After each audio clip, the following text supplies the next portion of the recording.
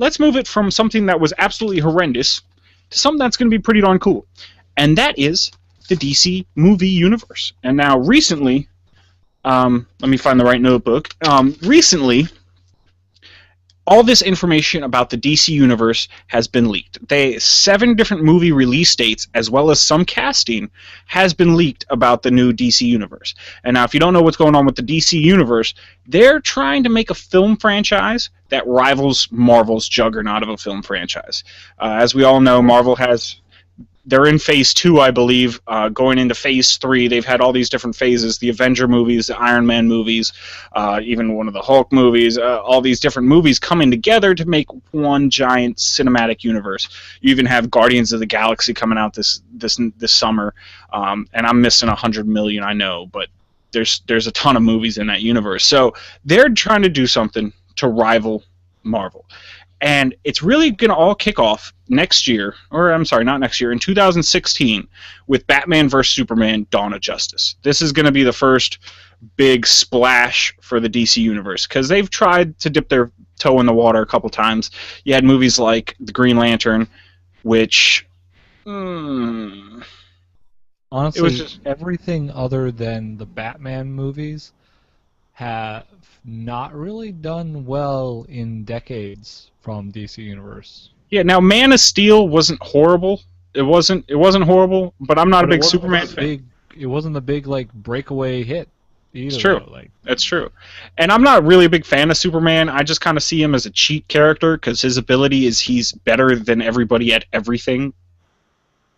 So, what's the point?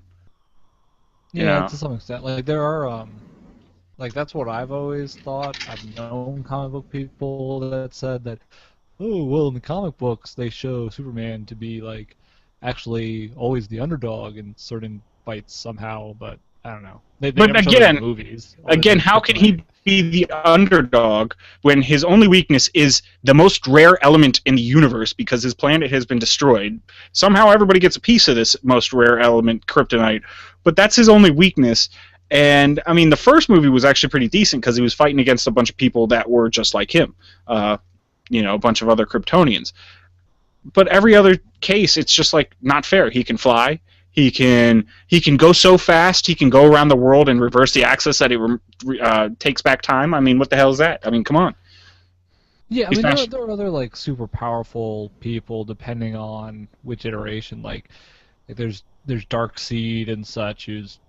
super powerful. Like, essentially, he has to fight aliens to get a real competition. Yeah. But again, what always happens, Superman wins, and it's usually like, okay, Superman just digs down and gets that power that's always been inside him the whole time. It's like, you cheat, Superman, every single time. Or sometimes he just goes sunbathing for a really long time, and that helps him out. Wasn't it Superman Prime where he just goes into the sun for like 1,000 years and comes out as like a god? Yeah, I think 10,000 years, and then he's just omnipotent and omnipresent and whatever. Cheater. You are a cheater, Superman, and I don't like you very much. Infinite energy, because apparently 10,000 years of energy equals infinite energy for Superman. Yeah, there you go. There you go. So he's good to go for eternity. So, but yeah, so Batman vs. Superman, really, Man of Steel was the kicking off point of the the DC universe of movies. But Batman vs. Superman: Dawn of Justice will be really kind of the launching point for a lot of the other franchises they're trying to bring in there, because it was recently announced that Aquaman, Cyborg, and Wonder Woman will all make an appearance in the Superman vs. Batman: Dawn of Justice. And now, whereas it's not really a sequel to Man of Steel, this Batman vs. Superman movie will actually be showing a lot of the aftermath of what happens in Man of Steel, because if you remember in that movie, the Kryptonians pretty much try to make Earth into Krypton with this world generator, and apparently Aquaman not so happy that they messed with his world like that. So that should be an interesting movie. But then, previously unannounced movies, July of 2016, so just 2 months after Batman vs. Superman, we will be getting a Shazam movie, which is a character that a lot of people don't really know too much. But he's almost like... It's kind of an obscure one to try and lead off with, but alright. But he's kind of like a Superman with magic instead of just regular Superman, because apparently Superman's other one weakness is magic. but nobody's powerful enough to take him. Again, a stupid cheat character, Superman. But so Shazam's coming up after that. Then in December 2016, so 3 movies in 2016, we're going to see Sandman, and now that's a little lesser known character from the DC universe. Wait a second. Sandman, the Neil Gaiman Sandman. Yeah, so that's going to be a more interesting take. I believe that's a little bit of a darker series for the DC universe. It's a much more serious series. Like I'm surprised that they didn't do this sooner. I'm also surprised they're doing it now with the whole tie-in, because Sandman, it was only really loosely tied in with the DC universe. Like they kind of threw it in there in the first comic. That's one of the few that I've actually read too. They kind of threw it in there in the first comic just because those were requirements to tie everything in with DC. But it didn't really matter. Like he meets up with Constantine for, I don't know, a minute to do nothing other than get something out of a warehouse.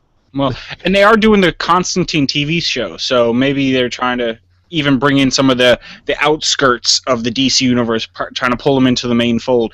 And I think Sandman and Constantine are some of the characters that people don't know as much about, so you might be able to get more new fans for those series, number one. And number two, you won't have all the fanboys saying, "Oh, that's not how it happened in the comics. What are you doing? You're ruining it." Yeah, and well, Sandman's also a pretty prime one because it's not a very long... That's one that it hasn't been retold over and over. And it's not a very long series. There's 9 volumes that have ever been made, as far as I'm aware, and that's it. And they're there. You know, there's not a whole lot to go through, and there's not like 20 different iterations or anything like that, or all these like side story arcs, whatever. There's only the 9, but which is substantial, and there's a lot to it. So. But yeah, so it should be pretty cool to see. I mean, just expanding out. That's what we want to see. We want to see new things, fresh ideas from all these these characters. But then, so that's 3 in 2016. Now, May 2017, you're going to come out with the Justice League movie, which will have, I believe, Batman, Superman, Wonder Woman, Cyborg, and Aquaman, and the Flash, and maybe Green Lantern in there. I haven't heard confirmation on Green Lantern. He might be there though. So that should be a pretty cool. You know, that's their answer to the Avengers, pretty much. Which I mean, I do like the Justice League concept. A lot of the Justice League comics dealt with, you know, what is humanity? I mean, Justice League is supposed to protect humanity, but what happens if the Justice League, you know, turns bad? Who protects humanity then? And I hope they kind of delve into some of those. They probably won't. They'll probably take the easy road and just make an alien come fight them. But yeah. Well, we'll see. We'll see how they go with it. I mean, DC, I think, has noticed that getting into some of the darker elements gets them more money. People seem to like that. I mean, the Christopher Nolan Batman series was hugely successful, and it was awesome. I mean, it took it out of just being a campy superhero movie to being a movie that gave you something to think about. You know, good versus evil, stuff like that. You know, is it better to just annihilate everybody, all the bad guys, and the good along with it, or, you know, is the good worth saving and the bad, you know, stuff like that. We're not doing a Batman review right now, but yeah. So, and one funny thing is, while I go through this list, there are no new Batman movies, so maybe they're not too enthralled with Ben Affleck's Batman. Or maybe they just, well, I mean, they're going to see what happens. There's at least one Batman movie in the works. The Dark Knight series trilogy did really well. Maybe they're just willing to say, okay, we just need a reboot. We just need a, you know, gun for Justice League set up like Marvel did. Yeah. Because that's where the big money is. Hopefully, if you can do it right, like Marvel did. And it doesn't look like they have any plans to bring back a Batman movie because I didn't mention this, but Joseph Gordon-Levitt, actually Robin from the last Dark Knight Rises, which looked like he was going to be the new Batman, is actually playing Sandman. He's rumored to play Sandman, so he'll be tied up in another DC Universe movie. So we probably won't see him do the Batman thing. That might be a little confusing if you see. Batman/Robin also as Sandman. So. Well, it was like Chris Evans both did Human Torch and Captain America, but luckily those two are the properties are owned by different studios, so you'll never see those two run into each other. I mean, you're never gonna see. I don't know. Who has anyone actually seen Fantastic Four anyway? If you have, I'm sorry for you, because I saw those movies. Not so good. Honestly, I wasn't even that interested. Like, I remember watching some of those Fantastic Four animated series, and they're okay. But the movies I saw, I was like, all right. Not so exciting. I mean, I'd be more interested in seeing the Fantastic Four fight like the Avengers or the X-Men or something, but other than that, not really interested. Or yeah, them team up with people, that's cool, but otherwise, whatever. But yeah, so moving on down the list, after you have Justice League in May 2017, you have Wonder Woman actually in July of 2017. So they're doing this whole back-to-back 2 movies in 2 months thing again. So Wonder Woman should be interesting. Now, Wonder Woman, I believe, is played, I don't remember her name, unfortunately, but I believe it was Miss Israel at one point, so that'll be interesting to see. And then December, this is actually one of the movies I'm more looking forward to, and that is because Flash and Green Lantern are actually going to team up. That's a pair that makes sense to me just because of, I don't know, I consider them on the same kind of level of superhero with popularity. You know, towards the lower rung. No, not even towards the lower rung. I'd say around the middle, because definitely in the DC universe anyway, Batman, Superman's the top. Those are the most known. Yeah. High level. Yeah. Maybe you put Wonder Woman in there or something like that. Well, definitely the 3 biggest DC are Batman, Superman, and Wonder Woman. Those are not even arguable with that. Those are the 3 biggest DC characters. And I would say secondary level is Flash and Green Lantern. So yeah, and then pretty much everyone else under that. Maybe put Aquaman up there with Flash and Green Lantern. But I believe Flash and Green Lantern actually had a comic series together, so that'll be interesting to see those 2 team up. And again, like you said, those are 2 of the lower characters, so maybe them bring them up a little bit. You never know. And then to round out the whole, in their own right, like they have that popular. That's why I say second rung, and then there's much lower than them too. So yeah. So and then to end up the final calendar of what they've leaked so far, May 2018 will be Man of Steel 2, and that's supposed to end pretty much DC's phase 1 of their comic book movies. Yeah, well, I guess we'll see how it works out for them. Yeah. So it's interesting to see. Let us know what you're looking forward to seeing from the DC universe. Hit us up, comments down below, at WordsForMyFace on Twitter, wordsformyface.com, wordsformyface at Gmail, Google+. I mean, come on. Let us know. Are there any characters that maybe we haven't talked about that you're really looking forward to? Or, maybe there's one of these characters that you're looking forward to a little bit more than we are. Hit us up. Let us know. We'd like to hear from you. Well, at least I would. Brendan never likes to hear from anybody. I don't. I don't like hearing from anyone, especially Brian. Not the fans, not the critics, not the guy from the burger place. You like hearing from Carl from the burger place? Come on. I just named some guy Carl. Sometimes, but only on Chicken Day. Only on chicken. And we from the burger place, but from on Chicken Day. Why? Because they only have chicken on special Chicken Day, Otherwise, it is a burger place. Otherwise, it'd be a chicken place, right? Yeah, exactly.